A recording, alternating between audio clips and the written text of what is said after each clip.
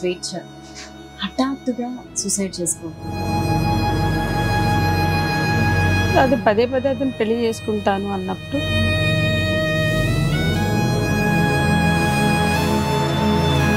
పెళ్లి అనే దాని దగ్గర ప్రతి ఆడపిల్ల బౌండ్ అయిపోతుంది. ఘర్షణలో వదిలించుకోలేక యాక్సెప్ట్ చేయలేక జరిగినటువంటి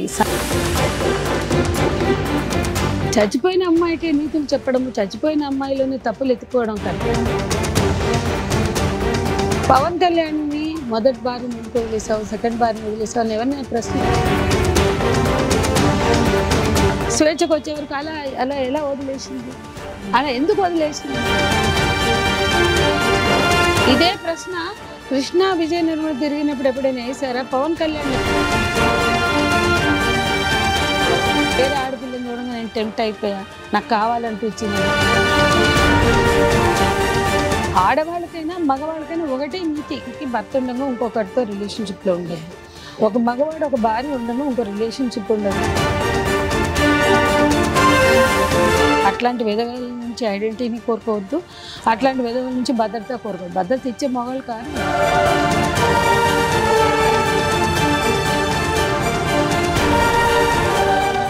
అక్క, ఈ మధ్యకాలంలో ఒక జరిగిన ఘటన చూసుకుంటే టీవీ జర్నలిస్ట్ స్వేచ్ఛ హఠాత్తుగా సూసైడ్ చేసుకోవడం, అది ఎవరు ఊహించిన పరిణామం.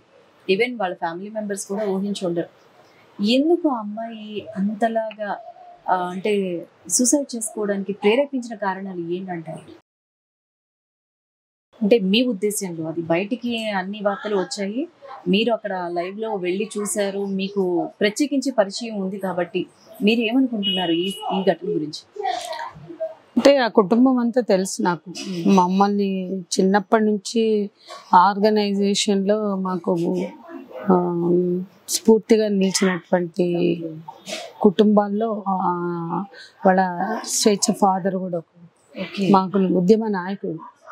నన్నైతే చిన్నప్పటి నుంచి నాకు చిన్నప్పటి నుంచి తెలుసు. చాలా చిన్నప్పటి నుంచి, నేను 3-4 ఏళ్ళప్పటి నుంచి తెలుసు వాళ్ళ ఫాదర్. అట్లా ఉద్యమాల్లో చాలా దగ్గరగా ఎన్నో విలువలతో జీవించినటువంటి కుటుంబంలో జీవితం అంతా ఉద్యమాలుగానే జీవించినటువంటి వాళ్ళు వాళ్ళ అమ్మ నాన్న ఇద్దరు కూడా. ఇప్పటికీ వాళ్ళ అమ్మ మహిళా సంఘంలో, చైతన్య మహిళా సంఘంలో పనిచేస్తుంది. వాళ్ళ నాన్న అదే విలువలతో బతికాడు. అమ్మాయి తన జీవితంలో కొన్ని దెబ్బలు తింది. రిలేషన్షిప్స్లో తను నష్టపోయింది లేదా కోల్పోయింది. అయితే ఈ మొత్తం జర్నీలో ఆమె జీవితంలోకి వచ్చిన వ్యక్తి చాలా హామీలు ఇచ్చాడు. 2015లో బుర్జ్ ఖలీఫా దగ్గర ప్రతిపాదించాడు, నేను నిన్ను ఇష్టపడుతున్నా, ప్రేమిస్తున్నా, పెళ్లి చేసుకుంటా. సో నీకు అప్పటికే ఈ అమ్మాయి డివోర్స్ ప్రాసెస్లో ఉంది. తను 17 అయింది.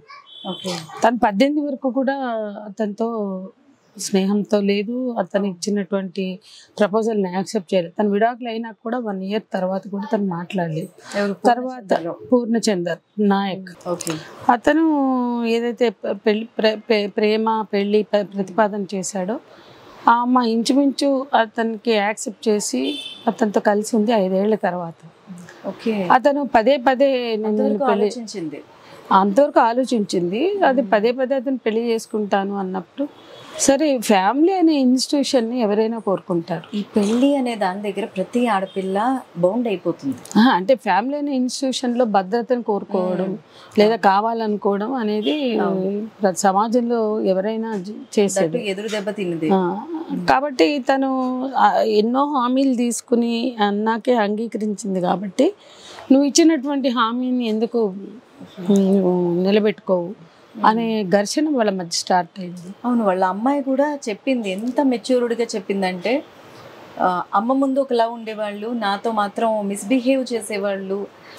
అవన్నీ కాకుండా కూడా అవన్నీ పక్కన పెట్టినా వాళ్ళిద్దరికి అసలు పెట్టినా కూడా ఘర్షణలు అనేది జరిగినాయని అమ్మాయి చెప్తోంది. ఇంకోటి అతని మాటల్లో చూసినా కూడా, అతను చెప్పిన దాంట్లో చూసినా కూడా హామీ అంటే ఇన్నాళ్ళ తర్వాత మేము రిలేషన్షిప్లో ఉన్నాము ఇవన్నీ కొన్ని చెప్తున్నాడు. తను నేను హామీ ఇచ్చాను, దాన్ని నిలబెట్టుకోలేదని తన మీద దాన్ని తప్పు చెప్పుకోలేదు. ఏదో వాళ్ళ ఫాదర్ మీద ఎవరి మీద తోయడానికి ప్రయత్నించాడు. కానీ అతని లేఖనే మనం కనుక లోతులోకి తరచి చూస్తే అదే 3 సంవత్సరాల తర్వాత నా ప్రేమను అంగీకరించింది, ఇంకా 2 సంవత్సరాల తర్వాత మేము కలిసి ఉండడం మొదలెట్టాం, ఇంకా 2 సంవత్సరాల తర్వాత పాపని తీసుకొచ్చుకుంది. అంటే మొత్తం ఫ్రెండ్షిప్ అన్ని కలిపితే 10 ఏళ్ళు. 10 ఏళ్లలో అతను చెప్పిన డేట్ ఇయర్ ప్రకారం చూసిన 5 ఏళ్ల నుంచే వాళ్ళ రిలేషన్షిప్. ఈ 5 ఏళ్లలో వాళ్ళ మధ్య జరిగిన ఘర్షణ కూడా అతను రాశాడు. అంటే ఇంత ఘర్షణలో ఒక రిలేషన్షిప్ ఉంది అంటే ఆ ఘర్షణని ఏదో ఒక దశలో దాన్ని యాక్సెప్ట్ చేయడమో, బ్రేక్ చేయడమో, లేదా దాన్ని వదిలించుకుని బయటికి రావడమో చేయాలి. ఆ ఘర్షణలో వదిలించుకోలేక, యాక్సెప్ట్ చేయలేక జరిగినటువంటి సంఘర్షణలో ఆ అమ్మాయి బలైపోయింది. సరే, ఎవరినైనా ఎండ్ ఆఫ్ ద డే ఇట్లా బలవద్దు, నీకు కూతురు ఉంది, నువ్వు అట్లా చేసుకోకూడదమ్మా అని చెప్తాం. కానీ ఒక మనిషి చనిపోయాక కూడా ఇంకా చచ్చిపోయిన శవానికే మనం నీతులు చెప్తున్నాం. స్వేచ్ఛ చనిపోయింది. స్వేచ్ఛ ఈ మొత్తం కాలంలో తను ఎదుర్కొన్న సంఘర్షణ, తన మెంటల్ స్ట్రెస్, తన మెంటల్ హెల్త్ ఇష్యూస్, వీటికి తగిన సపోర్టివ్ సిస్టమ్స్ మన సమాజంలో లేవు. దానివల్ల అంటే కుటుంబానికి కూడా తెలియదు. ఎందుకంటే తన కుటుంబం నుంచి దూరం అయ్యాక ఈ రిలేషన్షిప్లోకి వెళ్ళింది. ఎందుకంటే కుటుంబం ఒప్పుకోదు, నాకు తెలుసు కదా. కుటుంబం పెళ్ళై పిల్లలు ఉన్న తనతోటి నీకెందుకమ్మా, నీకు భద్రత ఉండదు, కరెక్ట్ కాదు అని చెప్పింది ఆ కుటుంబం. నాకు తెలుసు, చెప్పిన విషయం కూడా నాకు తెలుసు. ఇప్పుడు కాదు, స్వేచ్ఛ ఉన్నప్పుడే తెలుసు. కాకపోతే ఈ రిలేషన్షిప్లో ఆమె ఎంత లోతు ఉంది, ఆమె బయటికి రాగలుగుతుందా లేదా అనేది తను ఓపెన్ అప్ కాలేదు. మా దగ్గర మేము కూడా దాన్ని జోక్యం చేసుకోవాలి. అంటే ఇవ్వడానికి అవతల వాళ్ళు కూడా స్కోప్ ఇవ్వాలి కదా. కన్నా తల్లిదండ్రులకే స్కోప్ లేనప్పుడు, ఎందుకంటే తన వైపు నుంచి ఆలోచిస్తే కూడా తను అతనిలో ప్రేమని పొందింది, అతని ప్రేమని తను యాక్సెప్ట్ చేసింది, లేదా అతనితోటి జీవితాన్ని కోరుకుంది. ఇప్పుడు అతనిలో అనేక రూపాలు ఉన్నాయి. అవి ఇతరులు చెప్పినా కూడా అమ్మాయి యాక్సెప్ట్ చేయలేదు. తన ఫ్రెండ్స్ చెప్పారు. తులసి చంద్ చాలా అద్భుతంగా అదంతా మన ముందు పెట్టింది. కాబట్టి తన స్నేహితులు చెప్పే ప్రయత్నం చేసినా అతను చెప్పే మాయ మాటలకి తను నమ్మింది, విశ్వసించింది. అంతగా చెప్పగలిగాడు, అంతగా నమ్మించగలిగాడు, అంతగా భరోసా కల్పించాడు అబ్బాయి. దానికి తన స్నేహితులు చెప్పినా తను మీరు సరిగా అర్థం చేసుకోలేదు పూర్ణని అంది. పేరెంట్స్ చెప్పినా పూర్ణ అట్లా కాదు కాదు, ఒక ఫాదర్ లాగా నువ్వు యాక్సెప్ట్ చేయాలంది. కాబట్టి ఇక్కడ మనకి తను ఎందుకు ఇంత పెద్ద నిర్ణయం తీసుకుందంటే అంతగా నమ్మింది. అంత పెద్ద నిర్ణయం అమ్మాయి తీసుకోవడం వెనుక అతని మీద నమ్మకం వమ్మయింది. అంతగా అతను నటించాడు. అవన్నీ తను నమ్మినవి, అతను కల్పించిన ఆశలు, తను నమ్మినవి, అతను ఇచ్చిన భరోసా అవన్నీ అబద్ధం అని తేలిపోయాక అమ్మాయి తట్టుకోలేకపోయింది. సరే, అట్లా కూడా వేరే ఇప్పుడు బతుకున్న ఆడపిల్లలకైతే ఏం చెప్తారు అంటే అలాంటి స్థితిలో కూడా బతికి చూపించాలి, బతికి బట్టగట్టాలి, బతికి చూపించాలని చెప్తాం. కానీ చచ్చిపోయిన అమ్మాయికి నీతులు చెప్పడము, చచ్చిపోయిన అమ్మాయిలోనే తప్పులు ఎత్తుకోవడం కన్నా ఎందుకు మగపిల్లలకి మనం చెప్పలేకపోతున్నాం? ఇదే ప్రశ్న. మగవాళ్ళు ఆడవాళ్ళని చంపినంత కాలం ఆ ప్రశ్నలు లేవు. ఏదో చంపాడు కాబట్టి శిక్ష ఉంటుందిలే అని కానీ చర్చ ఉండదు. ఆడవాళ్ళు మగాళ్ళని ఎక్కడైనా చంపగానే పెద్ద చర్చ, అరే ఆడవాళ్ళు అట్ట చంపుతారని. అట్లాగే మగవాళ్ళు ఆడపిల్ల సెన్సేషనల్ న్యూస్ అయింది, తర్వాత లేదు. ఇప్పుడు ఆడపిల్ల, ఇప్పుడు ఇది కూడా చూడండి, ఆడపిల్ల ఇలా చనిపోయిందంటే అరే పిల్లలు ఉన్నాడుతోటి ఎందుకు పోయిందనే మాట్లాడుతున్నారు. ఓకే, అట్లా మనం ఎవరికైనా ఆ స్థితిలో మా దగ్గరికి వస్తే చెప్తాం, అట్లాంటి జీవితాల్లో భద్రత ఉండదు, అది కరెక్ట్ కాదు అని. కానీ ఎంతకాలం బతుకున్న ఆడపిల్లలకి చచ్చిపోయిన ఆడపిల్లలకి చెప్దాం అంటే మగవాళ్ళకి ఏమి బాధ్యత లేదా? పెళ్ళాం బిడ్డలు ఉన్నా కూడా వాళ్ళని వదులుకోవడానికి సిద్ధపడకపోయినా కూడా మాకు వాళ్ళతో రిలేషన్స్ లేవు, వదిలేసుకుంటామని చెప్పడము తప్పు కాదా? నేరం కాదా? ఆ నేరాన్ని మనం ఎందుకు, ఆ నేరాన్ని కొలిసే ప్రమాణాలు ఎందుకు లేవు మన దగ్గర? చాలా మంది మగవాళ్ళు వివాహేతర సంబంధాలు కానీ, ఇంపుడు గత్తెలుగా ఉంచుకోవడాలు కానీ, లేదా రకరకాల పేర్లతో ఆడవాళ్ళని మెయింటైన్ చేస్తున్నారు. వాళ్ళకి లేవు కదా ప్రశ్నలు. పవన్ కళ్యాణ్ని మొదటి భార్యని ఎందుకు వదిలేసావు, సెకండ్ భార్యని వదిలేసావు అని ఎవరిని ప్రశ్నిస్తున్నారా? ఇంకా దేవుడే అంటున్నారు. నేనేమంటున్నా, అదే స్వేచ్ఛకు వచ్చే వరకు అలా ఎలా వదిలేసింది? అలా ఎందుకు వదిలేసింది? మొన్న చచ్చిపోయిన శవం దగ్గర కూడా మహిళా యాంకర్లు అడిగారు వచ్చి, అసలు మొదటి భర్తను ఎందుకు వదిలేసింది? అంతకుముందు 2 సార్లు ఎందుకు విడాకులైనా? అమ్మాయిల యాంకర్లు అడిగారమ్మా నన్ను, మహిళా యాంకర్లు అడిగారు. నేను ఆశ్చర్యపోయినా. ఇదే ప్రశ్న కృష్ణా విజయ నిర్మల తిరిగినప్పుడు ఎప్పుడైనా వేసారా? పవన్ కళ్యాణ్ ఎప్పుడైనా వేసారా? అనేక మంది రాజకీయ నాయకులు, అనేక మంది ఐఏఎస్ ఐపీఎస్ ఆఫీసర్లకు ఎప్పుడైనా వేసారా? ఉన్నారని తెలుసు. బోర్డు మంది ఐపీఎస్లు ఐఏఎస్లు ఇద్దరేసి భార్యలను పెట్టుకుని బతుకుతున్న వాళ్ళు మనకు తెలుసు, మనం చూసాం. వాళ్ళకి వేసారా ఎవరైనా వీళ్ళు? కానీ ఎందుకు ఈమె విడాకులు ఇచ్చింది? అది ఎప్పుడో అయిపోయింది కదా. అంటే నేనేమంటున్నా, అయిపోయిందైనా ఉన్నదైనా ఈ ప్రశ్నలన్నీ ఆడవాళ్ళకే ఉన్నాయి. ఈ ప్రశ్నలు మగవాళ్ళకి లేనంత కాలం మగవాళ్ళు చలామణి అయిపోతారు, వాళ్ళకి బలయ్యే ఆడవాళ్ళు ఉంటారు. ఈ ప్రశ్నలు ఆడవాళ్ళకి ఎట్లా ఇస్తున్నారు, మీరు మగవాళ్ళకి కూడా వేయండి. ఎక్కడ ఎందుకు ఉండదు? అప్పుడు వాళ్ళకు కూడా కుటుంబం పట్ల బాధ్యత ఉంటుంది, జవాబుదారీతనం ఉంటుంది. భార్య పిల్లలతో మీరు సెటిల్ చేసుకున్నాక ఇంకో రిలేషన్లోకి రండి. ఆడవాళ్ళకైనా మగవాళ్ళకైనా ప్యారలల్ రిలేషన్స్ కరెక్ట్ కాదు. ఒక రిలేషన్ క్లోజ్ చేసుకున్నాక, సెటిల్ చేసుకున్నాక ఇంకో రిలేషన్ గురించి ఆలోచించాలి. అది లేదు అంటే ఆ ప్రశ్న మగవాళ్ళ వైపు లేదు అసలు. అక్కడికి ఏదైనా జరిగింది అనుకో, ఆడవాళ్ళకైనా భర్త పిల్లలు ఉన్న వాళ్ళని ఎట్లా, భార్య పిల్లలు ఉన్న వాళ్ళని ఎట్లా అని అంటున్నారు. నేనేమంటున్నా అంటే ఆ ప్రశ్న మగవాళ్ళకి కూడా. అతను కూడా ఎలా, భార్య పిల్లలు ఉన్నప్పుడు ఇంకొక అమ్మాయి ఎందుకు? భార్య పిల్లల్ని అంటే అవతలు కూడా ఆడమ్మాయే కదా, ఆ భార్యకు కూడా అన్యాయం చేయాలని నేను అన్నట్లా, ఆ పిల్లలకు కూడా అన్యాయం చేయొద్దు. అతని ఆలోచన ఇంట్లో కుటుంబాన్ని ఉంచుకొని బయట చూపులు ఎందుకు? అదే ఏమంటున్నావు అంటే, భార్య పిల్లలు కూడా అన్యాయం చేయొద్దు కాబట్టి నువ్వు భార్య పిల్లలతో ఉండదలుచుకుంటూ ఉండు. పక్కింట్లో గుమ్మగుమ్మలు ఆడుతూ కూరలు మనకి వాసనలు వస్తాయి, వెళ్ళిపోయి వాళ్ళ కూర తెచ్చేసుకుంటున్నాం. మనం బాగా వాసన వచ్చింది, టెంప్ట్ అయ్యాను, చికెన్ బిర్యానీ స్మెల్ వచ్చింది, తినబుద్ధి వేసిందని పోయి తెచ్చుకుంటున్నావా? మనం కంట్రోల్ చేసుకుంటున్నాం కదా. వాసన వస్తే మనం వండుకోవడము, మనం తినడము, కొనుక్కోవడము మనం చూసుకుంటాం కదా. కానీ పోయి వాళ్ళది గుంజుకొచ్చుకొని తెచ్చుకోం కదా. ఇదైనా అంతే కదా జీవితం. అంటే పోలిక సింపుల్గా ఉండొచ్చు, కానీ నేనేమంటున్నా అంటే వేరే ఆడపిల్లని చూడంగా నేను టెంప్ట్ అయిపోయా, నాకు కావాలనిపించింది అంటే, కావాలనిపించడానికి ఆడవాళ్ళు మనుషులు కాదా?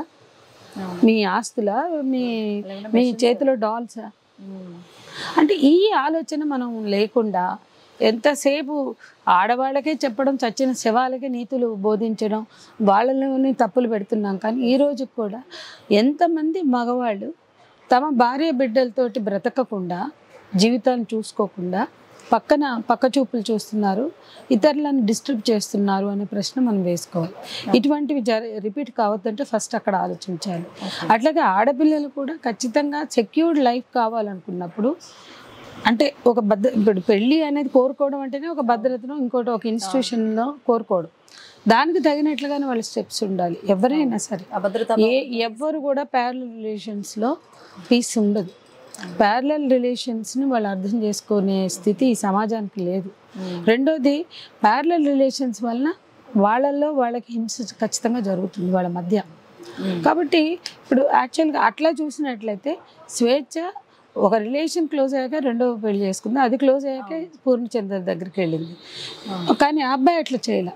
ఆ అబ్బాయి ఆమెతో ఉంటూ ఇంకా వేరే ఆడవాళ్ళతో రిలేషన్స్ మెయింటైన్ చేస్తూ ఈ అమ్మాయిని చేశాడు. కాబట్టి అంటే మనకు వస్తున్న సమాచారాన్ని బట్టి, ఆయన పనిచేసిన సాంస్కృతిక సారథి వాళ్ళు చెప్తున్నారు, వాళ్ళు చాలామంది స్వేచ్ఛ పేరెంట్స్ కూడా చెప్తున్నారు. ఇవన్నిటిని బట్టి చూస్తే ఇక్కడ మనం ఆలోచించాలంటే మగవాడు అన్నాక ఎన్ని సంబంధాలైనా పెట్టుకోవచ్చు. వాడికి కొంచెం పొజిషన్ ఉంటే, వాడికి కొద్ది డబ్బు ఉంటే, వాడికి ఒక హోదా ఉంటే, వాడు అమ్మాయిని మెయింటైన్ చేయడం ఆభరణం. వాడికి ఎక్స్ట్రా అంటే వాడి దగ్గర ఒక పవరు, ఒక మనీ, అంటే వాళ్ళు చూడండి రాజకీయ నాయకులు లేదా బిజినెస్ పీపుల్, ఒక పవర్ ఉంటే, ఒక ఆధిపత్యం ఉంటే, వాళ్ళ దగ్గర డబ్బు, పవరు, హోదాను ఉంటే వాళ్ళ జీవితాల్లో అమ్మాయిలు చాలా సహజం ఉండడం. ఆ అమ్మాయిలు సహజం అంటే వాళ్ళ రిలేషన్స్ ఏర్పరచుకోవడం, పిల్లల్ని కనడం, ఆడవాళ్ళు కలిగి ఉండడం, ఒకళ్ళ ఇద్దరు ముగ్గురు లెక్కలేదు. అట్లా వాళ్ళ జీవితాల్లో ఇతర ఆడవాళ్ళు ఉండడం. ఇంట్లో పెళ్ళాలు ఉంటారు, బయట ఆడవాళ్ళు మెయింటైన్ అవుతారు. వాళ్ళతో పిల్లలు కన్నా వాళ్ళకి చాలా గొప్పతనమే, ఇతర ఆడవాళ్ళు ఉన్నా గొప్పతనమే. అది తెలిసినా, ఇప్పుడు పూర్ణ ఉన్నాడు, సంతోష్ దగ్గర పనిచేస్తాడు. సంతోష్కి తెలియదా పూర్ణ అనే వ్యక్తి ఇంకో రిలేషన్షిప్లో ఇట్లా ఉన్నాడు, ఇంట్లో భార్య ఉండగా అతను ప్రశ్నించగలగాలి. నేను అనేది అది, పూర్ణ చుట్టూ ఉన్న సమాజం ప్రశ్నించగలగాలి. నువ్వు సంతోష్ దగ్గరే పనిచేసి సంతోష్ ఎందుకు వేలెత్తి చూపించాడు, నీకు భార్య పిల్లలు ఉండగా ఏంటి ఆ అమ్మాయి లైఫ్ని డిస్టర్బ్ చేస్తుంది అనగలగాలి కదా. ఏదోలే వాడు మెయింటైన్ చేసుకుంటున్నాడు, వాడి ఇష్టం. అట్లా ఎంతమంది మగవాళ్ళు తోటి కొలీగ్సే కావచ్చు, ఫ్రెండ్సే కావచ్చు, ఇటువంటి రిలేషన్స్ మెయింటైన్ చేస్తుంటే సహకరించడం, యాక్సెప్ట్ చేయడం. ఇప్పుడు పూర్ణచందర్ లైఫ్లో కూడా వాడు నిరంతరం వాడు ధరణి రాజేష్ అంటే ఒక నగేష్ గౌడ్ అంట, వాళ్ళు ఉన్నారు.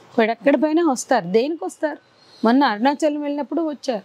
ఆ పిల్ల గూడూరు దగ్గర దిగిపోయి బాధతో ఈ ఘర్షణలో, ఎందుకంటే ఒక ఫంక్షన్ చేసి ఈమెను పిలవాల, నువ్వు నన్ను పెళ్లి చేసుకుంటాను, మీ ఇంట్లో అంత పెద్ద ఫంక్షన్ చేసి అందరినీ పిలిచి నన్ను ఎందుకు పిలవలేదు అనే కాడ ఘర్షణ స్టార్ట్ అయ్యింది. అంత పెద్ద నిర్ణయం ఎందుకు తీసుకున్న అమ్మాయి అంటే దాని వెనుక ఒక ఘర్షణ ఉంది. ఆ ఘర్షణ రోజు ఆ అమ్మాయి ఆ కారులో రాలేక దిగి బస్ స్టాండ్కి వెళ్ళిపోయి కూర్చుంటే వీడితో పాటు ఆ ఇద్దరు నగేష్ రాజేష్ కూడా వెళ్ళి తీసుకొచ్చారు. అంటే ఈ ఘర్షణలన్నీ వాళ్ళు పడుతుంటే చోద్యం చూస్తూ మగవాళ్ళకి సహాయం చేస్తూ ఇటువంటి సమస్యలను పెంచి పోషించడం కాదా? సో సమాజంలో ఈ ప్రశ్న ఉండాలి. ఆడవాళ్ళకైనా మగవాళ్ళకైనా ఒకటే నీతి. భర్తలు ఉండగా ఒక ఆడదానికి భర్త ఉండగా ఇంకొకరితో రిలేషన్షిప్లో ఉండదు, ఒక మగవాడు ఒక భార్య ఉండగా ఇంకో రిలేషన్షిప్ ఉండదు. అంత చిన్న విషయం మనం ఎందుకు చెప్పలేకపోతున్నాం, ఎందుకు అర్థం చేయించలేకపోతున్నాం? ఒకవేళ అట్లా వెతుకుంటూ పోతే అది ఖచ్చితంగా మగవాడికి ఎన్ని రిలేషన్స్ అయినా ఉండొచ్చు అంటే అవతల అంతమంది ఆడవాళ్ళు హింసలో బతుకుతున్నట్లే. అంతే, కరెక్ట్ చెప్పారు. ఆ హింస లేకుండా ఆ రిలేషన్స్ని వాళ్ళు మెయింటైన్ చేసుకోగలుగుతున్నారా? అంటే ఏ రిలేషన్ అయినా వాళ్ళ వ్యక్తిగతం, అది మనకు అవసరం లేదు, సమాజానికి కూడా అవసరం లేదు, మనకు కూడా. కానీ వాళ్ళు హింసలోకి వెళ్తున్నప్పుడు ఏం చేస్తారు అంటే ఆ హింసలోకి వాళ్ళు వెళ్తున్నారు, అది stress, mental stress, mental health issues. Mental health ఇష్యూస్ని అర్థం చేసుకునే స్థాయి ఈ సమాజానికి లేదు, కుటుంబాలకు లేదు. మెంటల్ హెల్త్ ఇష్యూస్లో ఉన్న వాళ్ళకి కుటుంబం చాలా ఎక్స్టెన్సివ్గా హెల్ప్ చేయాలి. కుటుంబం కూడా, అది పేరెంట్స్, అక్క చెల్లెళ్ళ, అన్నదమ్ముల, స్నేహితుల, అప్పుడే మనం వాళ్ళని కాపాడుకోగలుగుతాం. మాకు తెలిసి అట్లా చాలా మంది మేము బయటకు తేగలిగాం. అట్లా రిలేషన్స్లోకి వెళ్ళి ఆ ప్రేమని వదులుకోలేక అది కొనసాగక మొదట్లో ఉన్న జోష్ తర్వాత ఉండదు.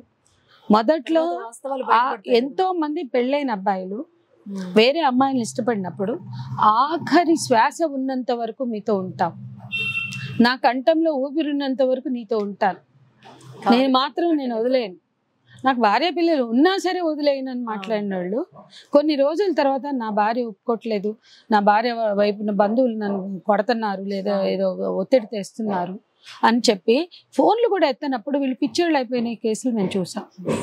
అంటే నేనేమంటానంటే మీరు ఆలోచించుకుని రావాలి ఇంకొకళ్ళ జీవితాల్లో. ఆఖరి శ్వాస ఉన్నంత వరకు వస్తామని ఫోన్లు కూడా ఎత్తరు.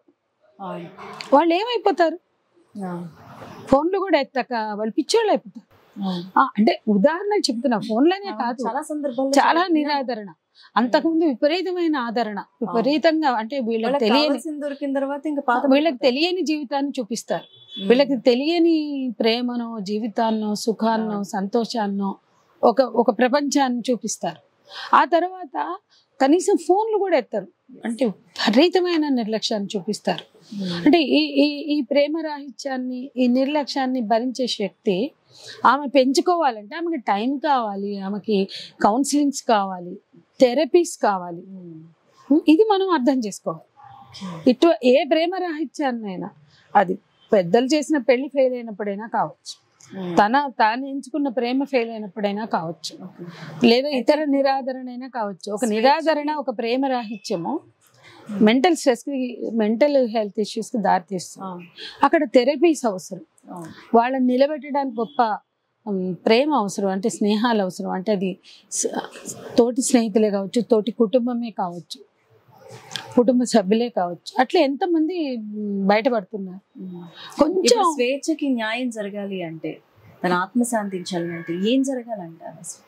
ఇప్పుడు ఏం మార్పు రావాలి? సరే, ఆత్మశాంతి మేము నమ్మం అనుకోండి, కానీ స్వేచ్ఛ విషయంలో మేము నమ్మేది పూర్ణచందర్ లాంటి వాళ్ళు అలాంటి భ్రమలు కల్పించి పెళ్లి చేసుకుంటానని చెప్పి కొన్నాళ్ళు ఆమెకు విడాకులు ఇచ్చి నిన్నే చేసుకుంటానని ఆమె నేను అట్లా సెకండ్గా ఉండను అని చెప్పింది ఫస్టే. అంటే అట్లా కాదు, నేను ఆమె విడాకులు ఇచ్చాకే చేసుకుంటా. అది కూడా తప్పే. అవతల అమ్మాయి కూడా పాపం అమ్మాయికి రాలే, అమ్మాయికి కూడా పిల్లలు ఉన్నారు, ఆ అమ్మాయి కూడా నష్టపోతుంది.